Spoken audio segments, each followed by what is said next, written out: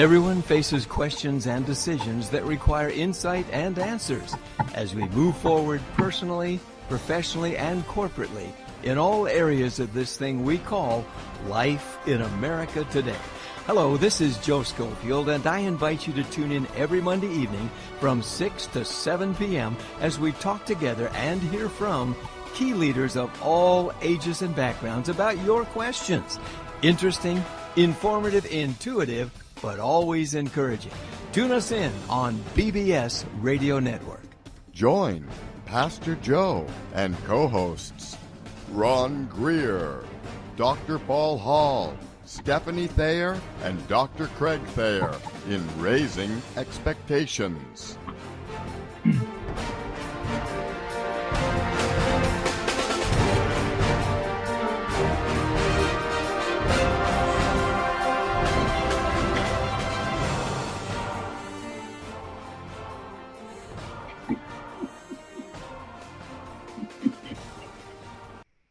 Welcome, ladies and gentlemen. We're so glad you tuned in tonight to Raising Expectations. And you know, today's Valentine's, so make sure you tell your wife, that significant other, your family, your kids, maybe your neighbor if they're nice. I don't know, but tell them you love them, you appreciate them, and you're glad that they're there. And because it is Valentine's, and that's a very, very special time.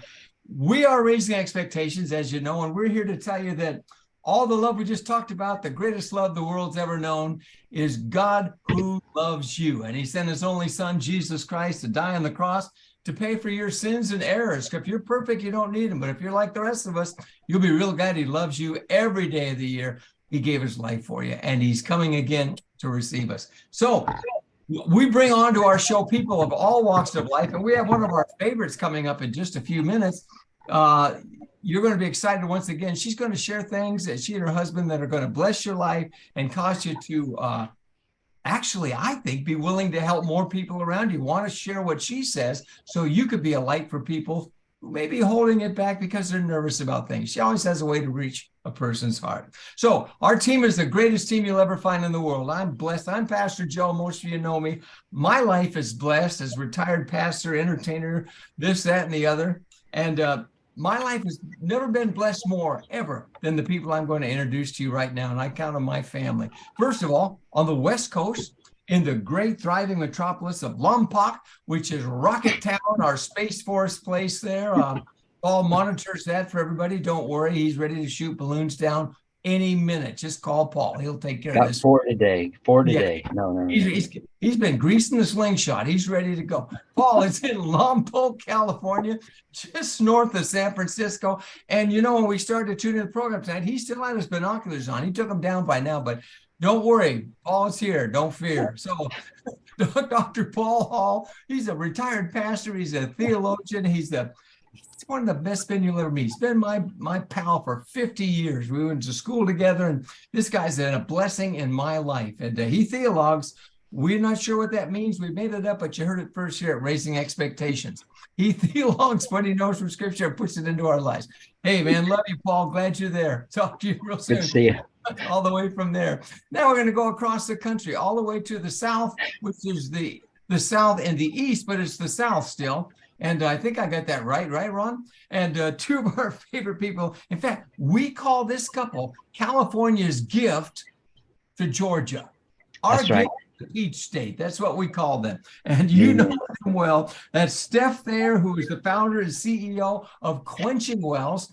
And I don't think you'll find a better health and wellness coach in all of the United States than you'll find in Stephanie, because she loves the Lord. She loves her husband. You're going to meet him too here.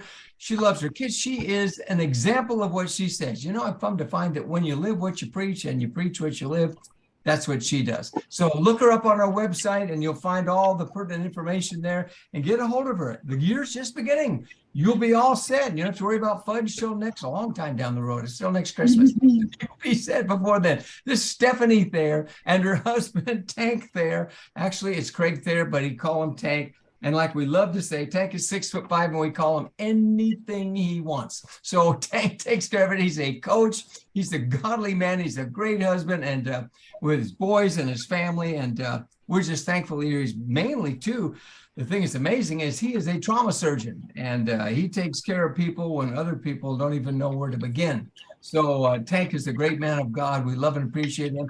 And lastly, but not lastly, he's a new author. We're going to be talking about this. We just missed touching base this week on this. I have some information to him, but he's a new author in a great book called Saved. He's going to talk about his life. He talks about what God's taken him through. And you know, when you walk with God, just like Tank says, you find that he gives you insight you could find no other way. And you're going to see life not just through the eyes of a surgeon, but through the heart of a surgeon for what God does in his life. We love you guys. So thankful for you. So thankful. And, you know, as we get back in a balloon, excuse me, that's not a good term right now, as we get back in a plane and we go cross back to this great state of Texas, which is the leg upon which the United States rests, I'm told, the great state of Texas in the great metropolis of McKinney, which is part of Dallas, we'll find one of our favorite pastors in the entire world. That's Pastor Ron Greer, who came from Wisconsin, slid all the way down to Texas, and he's been doing a great job ever since. Must have been a winner. He also works with Man in the Mirror. He's a great counselor. He's a pastor, ran for Congress. I mean, this man has a heart that understands listening to God, what the needs of people are around him. And Ron blesses our life. And the neat thing about it is when we first met Ron, he was extremely shy. And now he's come out of his shell and he's so much more. Ron, my nose just hit the screen, Pinocchio on me. But in any event, Ron is a blessing to all of us. We love you, brother. We're glad you're here. And comments from people all week long just are so thankful for every one of you, as am I. That was proper English, wasn't it? I think that was right. Thank you, sir. I think so. Sounds good to me. Now, you know the team. We're here for you. You can get us on the website, talk to us when we get a hold of us. We're just thankful that God's brought us together for a great time together. Now, tonight, we have with us Dr. Marianne and Will Cintron. They are an incredible couple. They are family with us. We've had them on before, and they're back because everybody wants to have them back just like we do. And she is a specialist, a dyslexia specialist, but she does so much more. And she, like Stephanie and the people we're talking about here, she ministers to people in her profession from her heart, where she follows what God has been saying to her. And she's a real true blessing to each one of us. And I'm looking, as that disappeared, I got a deal on this phone. It's really good. They call it a smartphone, but I used to think I was smart, but I think I'm dumb and it's smarter. But anyway, looking at what she's going to bring tonight, would you give us, as we get prepared here, the famous right hand? It's not the right hand of fellowship. It's the round of applause. Boy, there's the old pastor. I mean, you see that slip, Ron? It came out, Paul. The Baptist background never leaves. Yeah. There we go. Round of applause. We're just going to help you out, Pastor Joe. Yeah, thanks. Hang it. I need all the help I can get. Let's welcome the Cintrons, Dr. Marianne and Will Cintron. And they're coming all the way from Southern California. And they were here a minute ago. Don't worry, folks, because I'm looking at them. And they're going to bring them on the screen for you. And there they are. See, now the screen looks much better. Hey, Will, good to see you, brother. Glad you're here.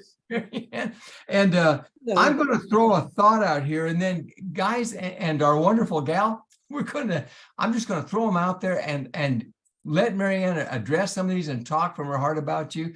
She's a wonderful teacher, and I asked her a little bit, what are some of the things that we're looking at? And she was sharing. She's been helping people in so many ways, but there's such an inquiry going on in her life, she said, about people who are transitioning from help in elementary school and helping kids to learn to actually kindergartners she's helped, actually to adults now. She teaches to adults. So there's two thoughts that I want to throw out there, and then everybody just run with it as God's laid things on your heart. As we look at what she'll be sharing tonight, and she'll be bringing these thoughts up, and it's wonderful the way she does it. Is there enough science to back what we are saying works? As she's bringing this out. So she will be politically incorrect and absolutely on it for everyone who listens tonight, because she does know the science and you don't need to worry. And if not, we'll go to Congress with her on that one to make sure that you all do. So is there the science? And does one thing work for everybody? Is there science to back up what you're showing? And does one thing work for everybody? And how does that all come together? And this covers education. It's a hot topic, education today. Oh my goodness, how we need to reach out and save our kids and actually re-educate a whole bunch of people that need to put their signs down, get out of the street, and realize God loves them, the nation does too. So that's kind of where we're going. So Marianne, Will, welcome. We gave you the welcome. You know the family. Thanks for being with us tonight. I'm going to turn this to you. Hey, it's great to be here.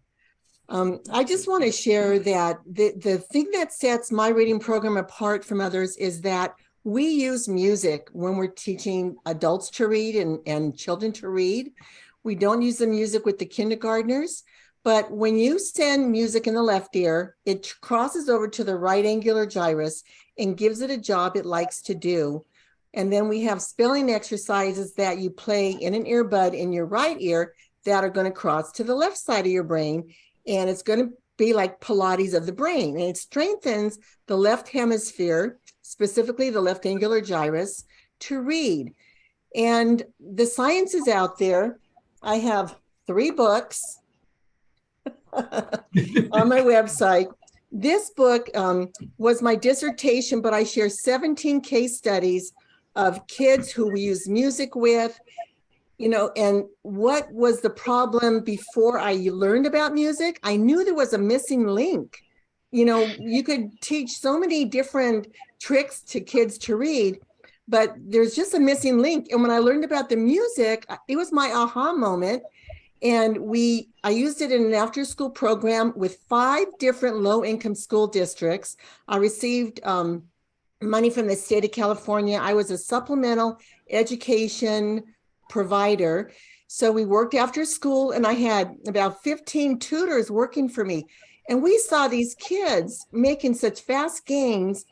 One of the grandparents who was raising his granddaughter because the mom was in prison, he started crying and he said, "What are you doing so differently?" And I said, "We're using music." And he said, "My granddaughter used to get detention. She didn't like to go to the library. She fought with us all the time. And now we all get along." And he said, "This is really a miracle. Are you a doctor?" And at that time, I had 2 masters, but it prompted me to go to get my doctorate. And wouldn't you think that when you get your doctorate and you do the research that everybody would jump on the bandwagon? It still isn't happening. And I have people saying, have you researched this and have you researched that? And we've wanted to do research with prison inmates. We've wanted to do more research with middle school kids, but getting people to fund it is one issue. And then getting schools to get on board who don't mind if their kids are included in this beneficial program, those are issues that keep us from getting more and more research published. So my attitude is, you know what? I'm making my music app free. It's called CDSM. It stands for Step by Step. It stands for Syntron Dyslexia Solutions with Music. It's free on Android. You have to pay $10 on Apple, but it's free on Android. And I've been recording these phonemic awareness lessons for children, for kinder and first graders.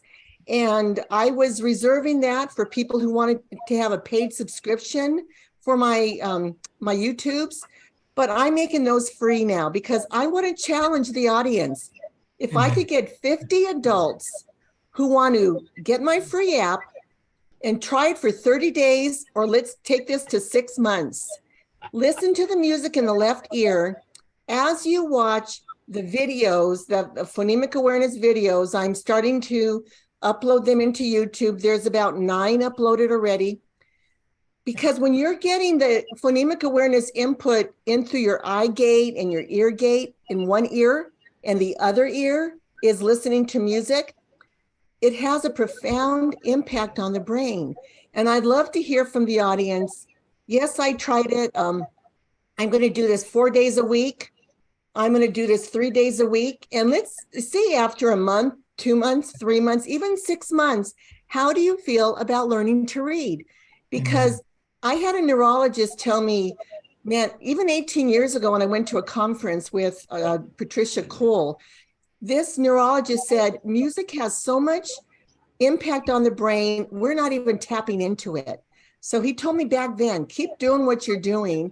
And I'm taking it to a new level, because now I'm having adults use the same phonemic awareness that I'm using with first graders. Because when you can't read, you can't read. Amen. If you can't rhyme, you can't rhyme.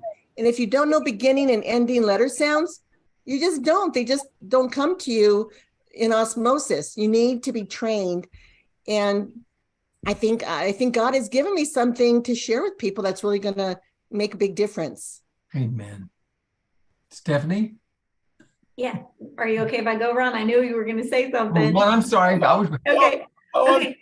So Dr. Marianne and I met a few years ago. We've become friends, and we have a son that's dyslexic. Craig is dyslexic, if you don't know that. And when you told me about the music in the ear, because that particular child loves music, very musically inclined, actually, but it was always in his right ear. So I told him to switch it, and it was, I mean, just doing homework, trying to read, everything that he did completely changed, because it like fills in the gap basically, or it makes that side that he wants to use busy, so the other side can work. So that is such a fantastic little trick for people that struggle with reading. And we were listening to a news briefing about some of the school systems on the East Coast, and how poor they are doing, and how there's like 23 schools in this particular state that there is zero comprehension for reading. And I wrote a note, because I'm going to contact you afterwards, of like, call this state up, because what's happening is kids are getting pushed through, and you can only do that maybe one semester if you're lucky, right? So you have years of pushed through, and then it's such a disservice. They become older and they become adults who are not ready to function. And it's really a shame, because we need to give them an education, not push them through. Well, actually, it's Baltimore. It is Baltimore. Yeah. Out of state. 18,000 a kid, he just said, for education. Yeah. Going where? Right. So I'm curious, what kind of music do you play for these children? I'm so glad you asked that, because I actually have a list, and it's classical music. Okay. And I actually shared this on one of my YouTubes, some specifics. Giannini is really beautiful. Mozart, the London Concert, Hauser. And then I always, in my app, I have Tchaikovsky, Beethoven, Mozart, who else? Just the popular ones. So, but the ones I just read you are more current and trendy classical music. Giannini it's pretty amazing. You just want to listen, and you're just, it's so relaxing. And so to imagine listening to this in the left ear as your study. I even heard the woman who trained me about 20 years ago actually said, have people watch the news and play music in the left ear, and watch them be able to comprehend the news much easier. Really? Wow, that's incredible. I would think I would play the music in the left ear and not listen to the news. Yeah, there you go. Much better. Even better. Yes, even better. You know, I've had adults reach out to me lately. Here I'm on this big old wave of helping parents of kinders and first graders, because with COVID, those kids have fallen. I mean, the social skills are lacking, and the parents just don't know what to do to help their kids. So I've been, going through each of these letters of the alphabet and recording it. And the parent can literally just put it up on their computer, sit next to their child, and have their child watch this while they're sitting next to them. And they could see red flags if the kids aren't getting some of the things we're going to talk about later. And I'm having adults call me and ask me to assess them, and I can assess them very easily in 2.5 hours. and screen them. They need assessments so that they could get some accommodations in their jobs, because some of them are getting reminders every hour about the competition of who's excelling, and that drives them nuts. So we were able to get some accommodations on the job, get a team member to help with new concepts that are being trained. And then also adults who want to get their teaching credential and their master's, but they don't know how to spell. Well, if you get an assessment, you can get some accommodations in college and go and get those degrees. And one parent asked me, well, how can you train me? And I asked her, could she afford my fee, which I will put on the air. And she's like, oh, I have no money. Do you have any scholarships? Well, I don't have scholarships. And it occurred to me, you know what, if she listened to these teachings that I'm giving to kinder and first graders and listened to the music, she could be training herself without having my one-on-one on Zoom across the states, which is what I would do. So I just think let's try this, guys. Let's try this for 30 days, 60 days. Anybody out there ready to do this? Great idea. Yeah, great idea. Yeah. So for those of us who are slow learners, would you repeat the name of your app and your website for people who would be interested in? Okay, so the app is C as in Syntron, D as dyslexia, S as in solutions, M with music, stands for music, CDSM. Mm-hmm.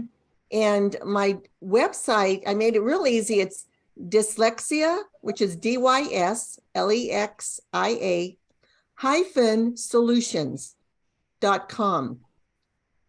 And the app is actually on one of the drop-down menus that people can locate. Oh, good. And if they do it on their phone, they could download it right from there. If they are on the computer, they're going to have to download it on the phone. So could I pursue like 3 seconds here? Classical music, beautiful music, such a wide range, however. Some of it can be very exciting. Like, does a child learn when he listens to the Flight of the Valkyries, for example? You know, I mean, or when you talk about classical music, does this tend to be on the soothing side of the? It's of the spectrum? 60 beats per minute is in my app. It's pretty. Okay. It regulates the heartbeat. Okay. And you know, the thing with music, if I could read from Stanford, a university, a PhD, his name was Vinod Menon. He was saying that the research findings expand on previous functional brain image studies of anticipation, which is the heart of the musical experience. So he said, typically in music, what comes next is known, and it's because of music's underlying pulse or rhythm that it helps the person know what is going to occur next. And it's just very soothing to the brain. Okay. And yeah, there's a lot of research. I have it on my website as well if people want to read some of the resources I've quoted. Good information. Thank you. You're welcome. We'll put that up for you in a bit here. Now you said the music, your brain knows what's coming next. Because of the pattern, which is why we also listen to nursery rhymes. We teach the kids in kinder nursery rhymes. There's a rhythm and a pattern. And even a little girl that I'm tutoring right now, she's learned her ABCs when she didn't know them when she first came to me. That's developing that the memory that needs to really be developed, but anticipating what's coming next is so important. Okay. You know, when I was in the first grade, I learned the music. I learned the alphabet, Ron, by music, like you're saying. And if I didn't sing the little jingle, even today, I can't do the alphabet. It's just there, and the melody always comes back, Ron. Excuse me. Go ahead. You may have been saying. I'll never admit that publicly myself, but I'm glad. I've done that. No, I've even done that. Not now, but yeah. I can even remember things in Baptist training union when you were a kid, right? Everything was put to music, you know, the books of the Bible and the characters here. And then I got over the same thing. I was singing the song in my head going, okay, Moses, Joseph, Mary. That's right. Well, everybody's homework tonight is to listen to Yanini. His name is Yanini. spelled Yanini. Yeah. Yeah, So you listen know to what this made me think of is I had one that was the books of the Bible and then the states. And I realized my boys would not learn the multiplication tables. I don't know what it was. And they were really good at math. So it's something tails. It's just all on music. And then they just run around the house singing the math tables. That's right. Well, and there's something about stringed instruments that resonate with the water in our body. And Stephanie, health coach, you could talk about how much water is in our brain and in our body, right? Yes. Yeah, but stringed instruments resonate with water, so that's even the harp and the piano, but the violins, just love stringed instruments. I got spell his name again. Y-A-N? Yanini. Okay. See, I was going to use his music for the prison ministry research we were going to do, because we're thinking adults are going to want something kind of more contemporary. All right. So Sure. I fell in love with him. Yeah. Kind of like a halftime show, right? Yeah. I don't know if you saw that yesterday.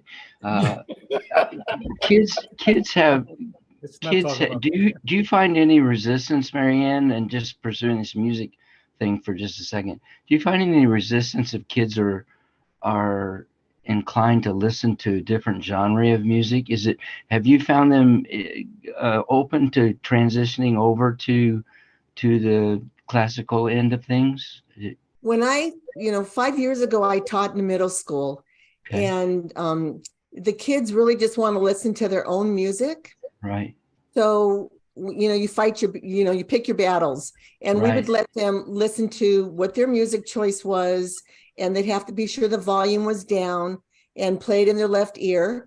And there's even a non-public school in my neighborhood that the principal told me she does that. She lets her whole class, special ed class, listen to music in their left ear. Wow. And because she said it calms them down and they stay focused. But the minute you see them, getting off task and just getting into their music or watching their phone too long, you take that privilege away. But we would let them listen to their playlist. And in high school, it's pretty much the same. But if we're talking about, adults who want to listen to some beautiful classical music, and then the app is already selected for them. So there's no no thinking about here's lesson number 1, here's lesson number 2. Now with my app, it's got little shapes. The first shape is just music, 7 or 8 minutes of music. The second shape on the app is the letter names and sounds. So I think there's a huge implication for second language learners who want to learn our letter names and sounds. And then for people who want to start taking the spelling tests, I've got 28 of them. If they're not getting the intervention to learn the phonics, they're not going to be successful with the spelling exercises. So I tell the parents, have them, when they listen to exercise number 1, have them just write the first letter sound that they hear. And then the second day you do this, have them add the vowel. So they're writing the first letter sound and the vowel. And then the third time they're listening to it, have them write only the last letter sound. And you'd be surprised how many kids will write the whole word because they're learning the sounds, the very unique phonemes, we call them. And then exercise number 2 has 4 letters. Spelling exercise number 3 has 4 letters. And then I go into multiple syllables. And so I'll say, have your child only write the first syllable on the first day. The second day, write only the second syllable. And let them know because that way, if they try to write the whole word and they don't get it correctly, we could say, well, that's because you haven't learned it yet. You just need to focus on the second syllable because it'll only have 3 letters. And then the third day, okay, we're going to combine them and then break it up into doing 10 words versus 20. Also, some people have said that I speak quickly on the exercises so they could skip every other word and then go back and then do the other words. So there's different strategies I've tried with so many different students with the app. You know what's real interesting, just to comment on the referrals. People have sent me referrals just saying, I wish we would have learned about this a long time ago. And that's why when I've tutored people from my home, it's from the private schools who have the freedom to send them to try something new that works. And with my Orton Gillingham training, it reminds me of the diet, like with a coach, with Stephanie, she's a health coach, and she'll say, not everything works for everybody. You know, there's different things different people have to try. And it's the same with reading. You know, Orton Gillingham, that strict model doesn't work for everybody. But there is a science of reading, and we're exposing what the different methods of the science of reading are. That work. So could you precisely define phonetics and you know, for people listening in, when you say phonetic, what are you saying there precisely? Yeah, so we teach, I don't know, Joe, or is TJ going to put up some of those? Do you want him to put these up that I have up? Yeah. Okay, TJ. That might help a little bit. And the difference between phonemic and phonetic. They look like this, TJ, if you can bring these up. Oh, no, that's kind of hard. That's I was just going to say what the different books focus on individually. Yeah. Phonemic awareness is recognizing what's the beginning sound of a word, what's the ending sound of a word. You could have a vowel sound like bed, which is the short E in the middle of the word. Or you could have, I read a story. All of a sudden, EA says eh.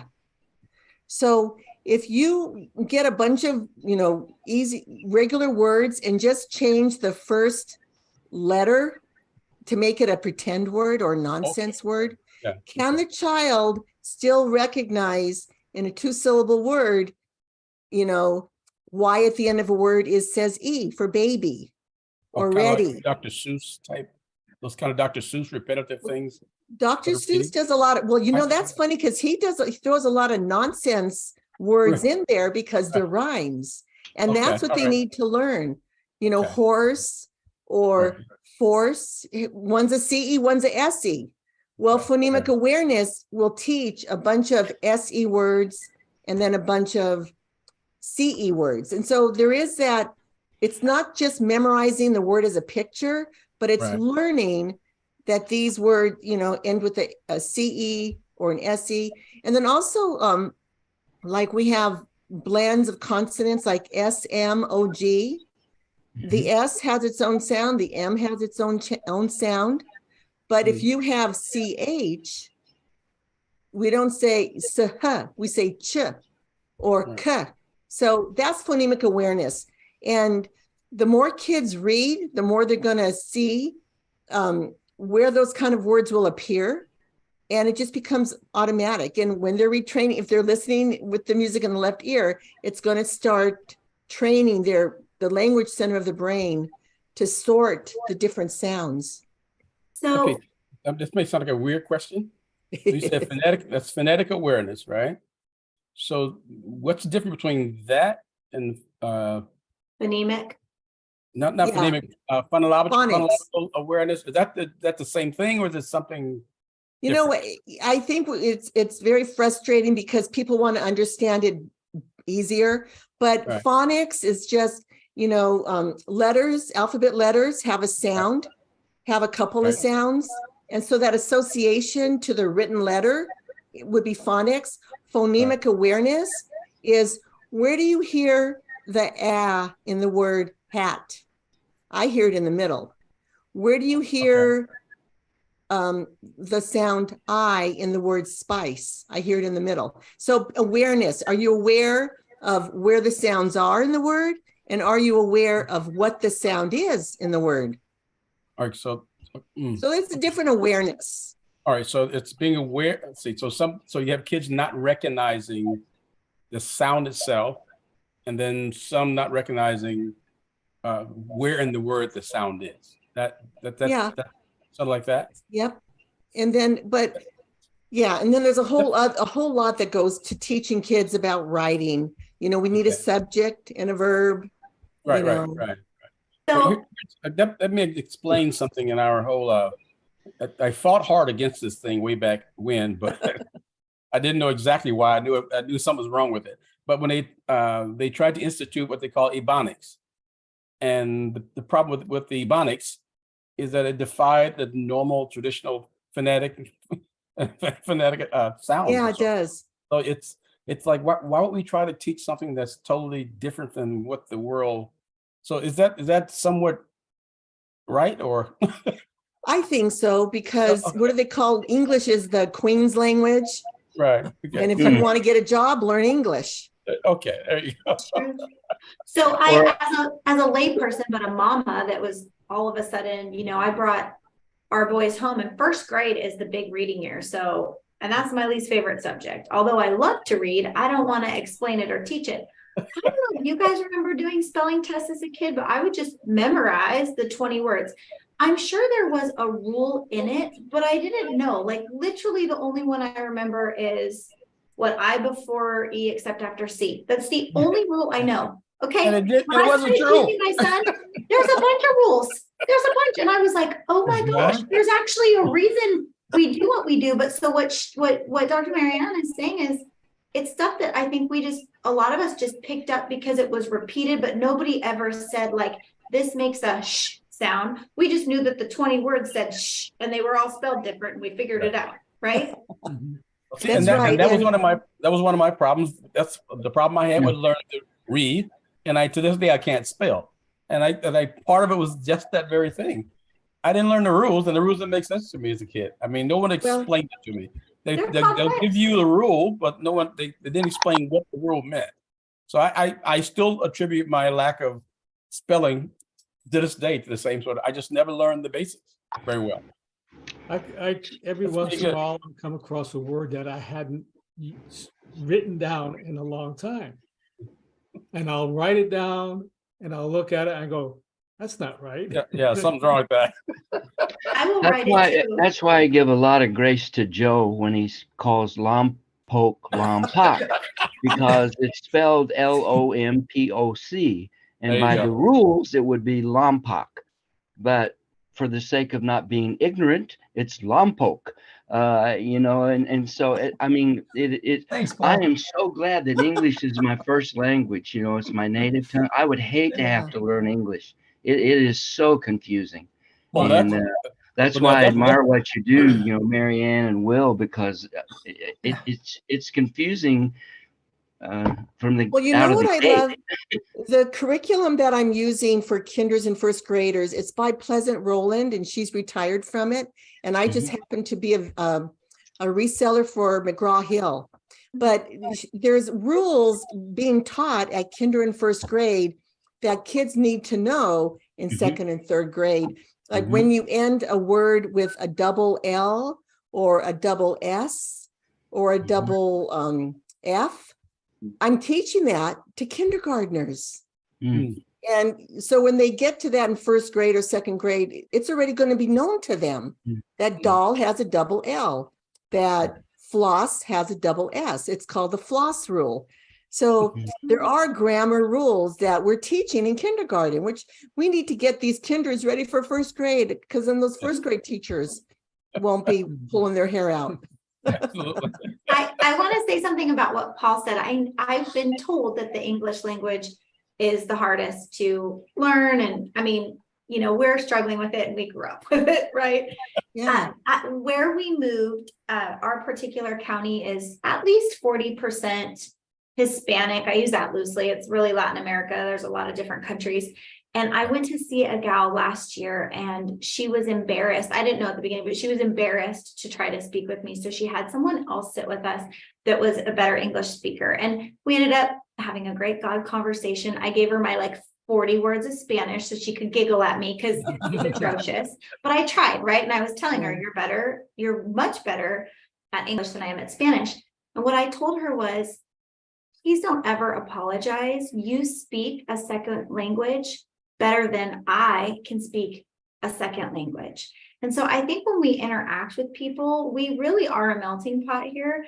To be kind like that and say, you don't need to apologize to me. You know, you have to spend some more effort to hear when it's not a native tongue. It goes a long way. She smiled, and I've seen her since, and she's much more confident. I don't know that it was just because of that, but I think encouraging people, it's the same with our kids or an adult. Like I made a note, I have a very good friend that's dyslexic and people don't know it. He's been able to mask it and get around. And I thought I need to contact him about doing your app on his own, because he still struggles as a very successful adult. He has all this hidden support, right? Wouldn't it be great for him to be able to do it on his own?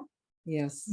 When I first moved to Santa Barbara in '65, we lived, eventually we lived on a street called Arriaga. Okay, double L, Arriaga. But to me, from the Midwest, it was Aurelica Street. I mean, it just, and the same thing with Chapala.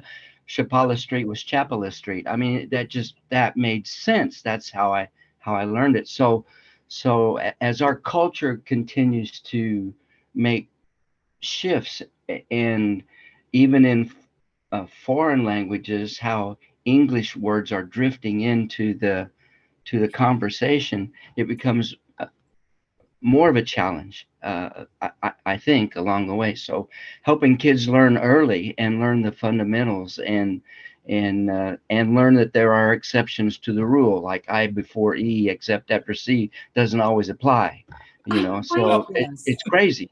It's crazy. And no one ever told me that. They lied to me. Well, it doesn't apply all the time, so. Yeah, make it up. Oh, well. Thank goodness for spell check. Spell check, grammar, now. Well, chat, thank goodness. Thank goodness for Rosalind, because she's my spell checker. Like, honey, how do you spell such and such? She does all the proofreading too, because I'm a terrible speller. I really am.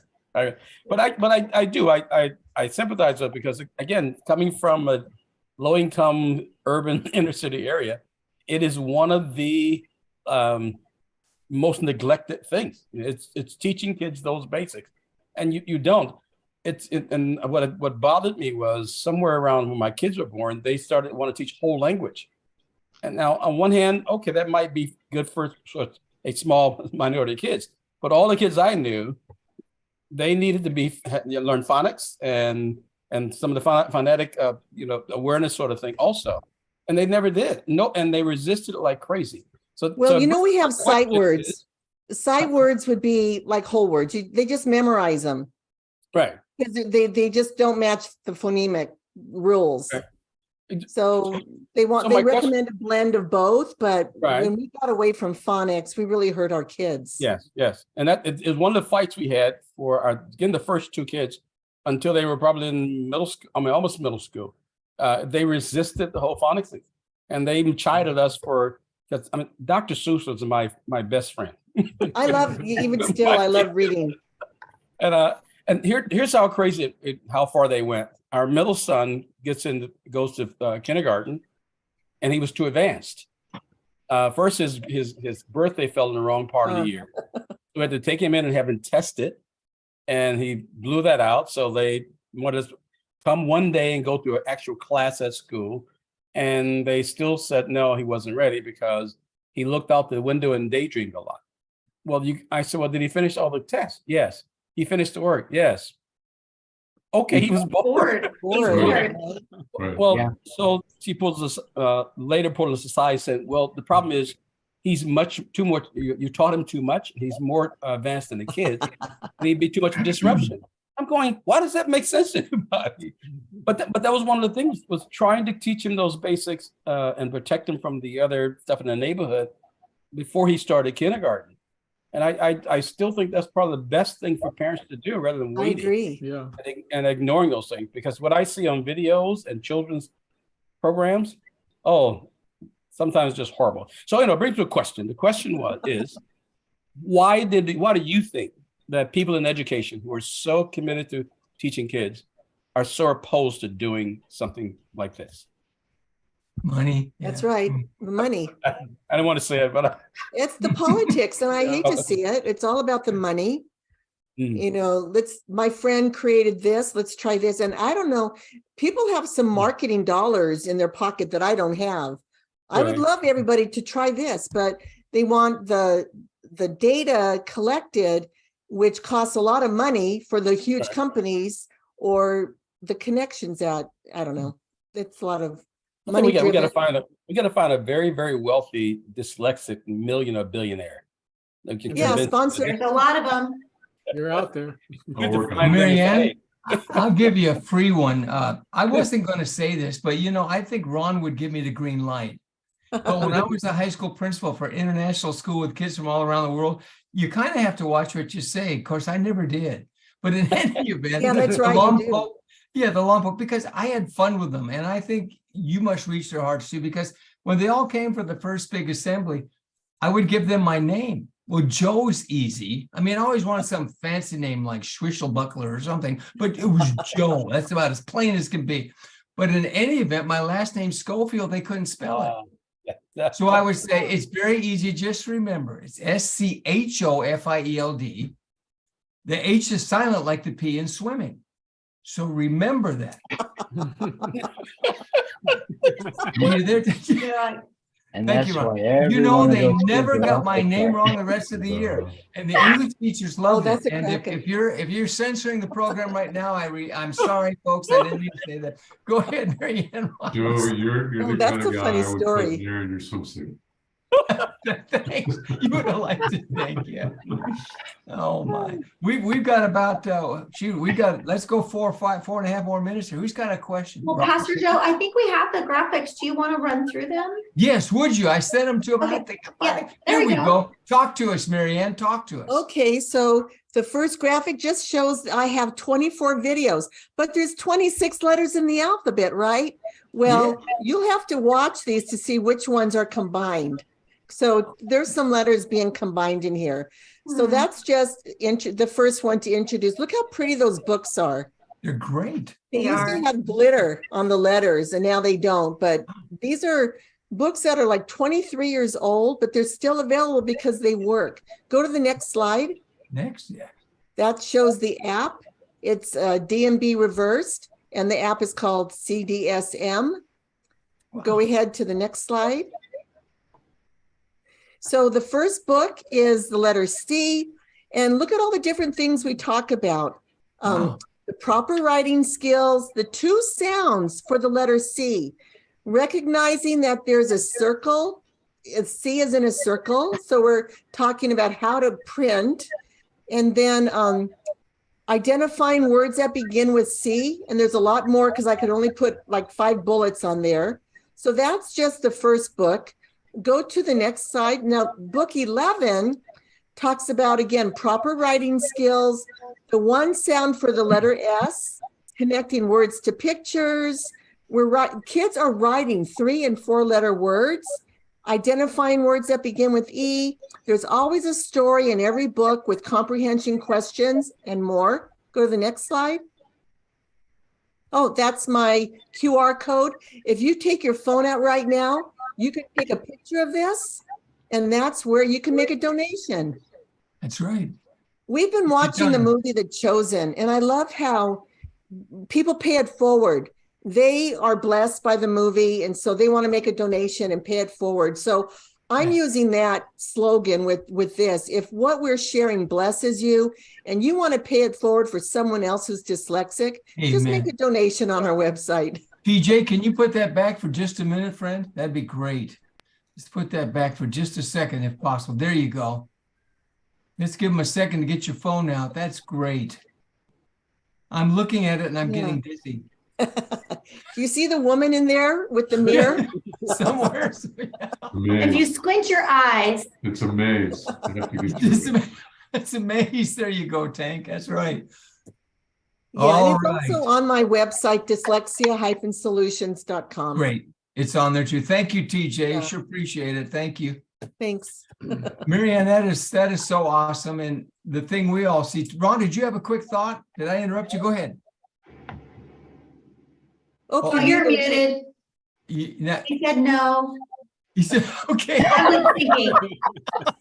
Okay. Reading. Wait, okay. Moving right along for a second. Hey, Stephanie, maybe just give a quick word so we could, I'm up. Okay. Just like Dr. Marianne said, crowdfunding is a pretty cool thing, isn't it? And lots of little donations go far. As you see with The Chosen, if you guys haven't checked it out, free plug to them. It's pretty fantastic. And that was all viewer and believer small donations that added up to make that happen. And that's kind of what we're about here too. You can go find all of our show information at bbsradio.com/raising expectations. You can get information about each one of us, about past shows, upcoming shows. And there is a donate button up there, that little yellow button up in the corner. And if you are struggling with how to donate, next to Pastor Joe's face, you can see some instructions of how we can help guide you along. And we appreciate anything that you can do. It's super helpful. And it does cost money to be on the air and be on all these platforms. So we appreciate it. Yeah, if you hit me right on the nose, a QR code pops out. That's it. Thank you, Stephanie. So appreciate it. She does You're welcome. 3 pastors don't have to do it. And I want to let everybody know, and I didn't ask permission for this, but you guys are family.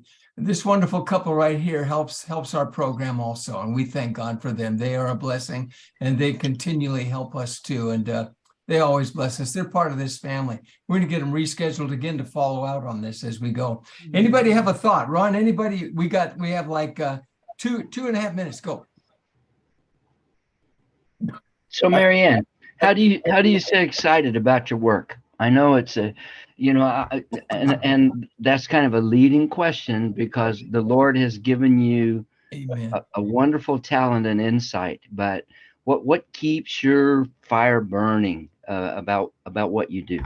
I had a little bit of frustration the other day, and I was talking to one of my friends in Pennsylvania. And she just built me up and just, Marianne, you have reached so many people, and the people that watch your videos and they tell other people and they tell other people, you are impacting thousands of lives. So hearing that really gets my fire stirred up again. I feel encouraged.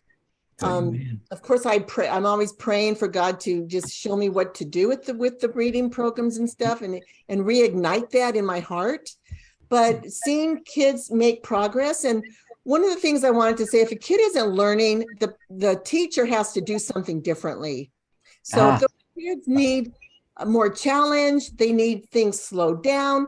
When I worked with a student today, I had to I saw when she was, really getting tired, so I had to change it up. And we need to change things up for kids. But one of the things that really blessed me was a phone call that I got. And the woman said, "Is this an answer machine?" And I said, "No, this is Dr. Cintron." She said, "I feel like I hit the lottery." So that really blessed me that people know what I'm doing, and people who appreciate it let me know. Your heart and your life, both of you together are dynamic for Christ, and we appreciate you, and we claim you as family. So you can give them a kiss on the cheek. It's Valentine's. Everybody cover your eyes. No, it's all right. I get the kiss. There you go. Oh, I like it. That just made the show better. All right. I cooked the dinner. He gives the kisses. Yeah, ladies and gentlemen, don't forget to look up those addresses. Go on the website. They're there. And if you have a question, you can text any one of us. We'll make sure we get that information to you. God bless you. Thanks for tuning in to Raising Expectations. And again, thanks so much to the Cintrons. God bless your home and your lives. And all of you tonight, love you guys. And all of you looking in tonight, happy Valentine's. God bless you. He's with you. See you later. Bless you guys. Hi, y'all. God bless. Thanks, Marianne. Thanks, Will. Our pleasure. Thank you. Yeah, good. Thank you, guys. Friends, thanks for joining us on this week's program of Raising Expectations. We profoundly hope you found it engaging and at times humorous, but most of all, uplifting, so that we may, with you, one topic at a time each week, become more encouraged to move forward to an exciting future in, as we always say, this thing called life in America today. So let not your hearts be troubled, your family, finances, faith, freedom. It can be a great future as we talk, listen, respect, and pull together. Please let me hear from you. You can reach me at 972-922-8556. That's 972-922-8556, or Joe Schofield on Facebook or LinkedIn. It'd be a pleasure to know you, and we hope you'll listen in again next week on the BBS Radio Network.